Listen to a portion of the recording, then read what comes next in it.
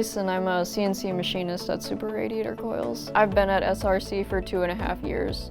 Compared to my last job, I've been able to learn more and grow more in machining. I had been at my old company for 5 years, so I was looking to mix it up a little bit more. And then the repetitive work, I was getting a little bit tired of that, so I wanted something that was a little bit more challenging or just new. I was looking to advance into a programming role or just kind of move up in machining a little bit, and my old company wasn't able to provide that to me. A recruiter actually contacted me and told me about Super Radiator. It's a lot different because you do a lot more like one-piece, two-piece things rather than running 30 of the same parts, and it just mixes it up more and keeps the day moving a bit better.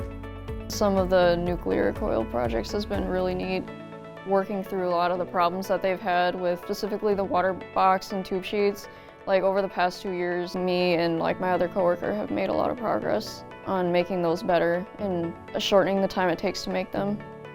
To someone who is considering coming to work here, all the people are really nice and nice working environment, and pretty much any of the guys who have been around here longer will teach you everything you need to know. I can see myself working here for quite a bit longer.